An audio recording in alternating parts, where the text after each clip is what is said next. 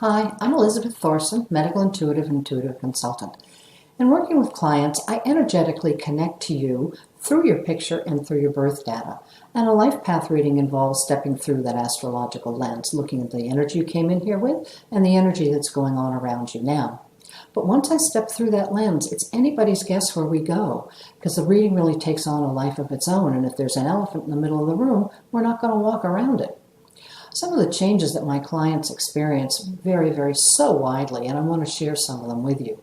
A young client came to me only wanting to talk about his career, but I kept hearing the Battle Hymn of the Republic, so I shared that with him, and when I did, he started to cry. He said that was the hymn that was played at the funeral of his little brother who had died of leukemia. So the whole session turned into an after-death communication session that neither one of us had anticipated or even thought was going to be possible, and I had no knowledge that his little brother had died prior to sitting with him. Another client, kept seeing ghosts around her, and so it turned out that she'd recently become aware of her ability to see and hear ghosts and to communicate with them, and that this was a skill that was starting to open up for her, and she had no prior knowledge of this, and she was looking for validation that A, she was not crazy, and that her experience was real. It was very much like the experience Whoopi Goldberg had in the movie Ghosts.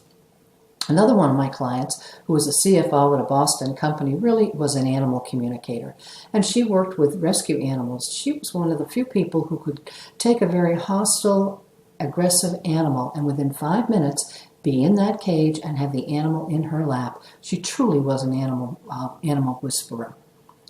Another client came to me because she was being told by all of her friends she needed to settle down, she needed to get a job and stop moving around.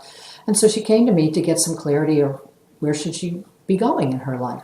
And as it turned out, not only did she have the archetypal pattern in her birth chart of the gypsy, it turned out her dad was a hobo. So it was in her blood. And so she did ultimately settle down, but it was her choice, not someone else's choice. Another one of my clients runs a multi-million-dollar company, and in the process of a life path reading, it became very clear that he had the skill set to be a medical intuitive and or a business intuitive, whichever way he chose to go. And those are just a few of those stories. There are so many more. And when my clients seek me out, they're looking for validation, clarity, and potential options. And a life path reading gives that kind of validation for who they really are and who they came in here to be, as well as a roadmap that looks at the energies that are apt to challenge you in the year ahead, but also the ones that will be able to support you in the year ahead. So if you're looking for a roadmap and want to know where those potholes are, schedule a reading on my website, elizabeththorson.com, and let's look at the unrealized potential you have and become who you were really designed to be. Thanks very much. Bye-bye.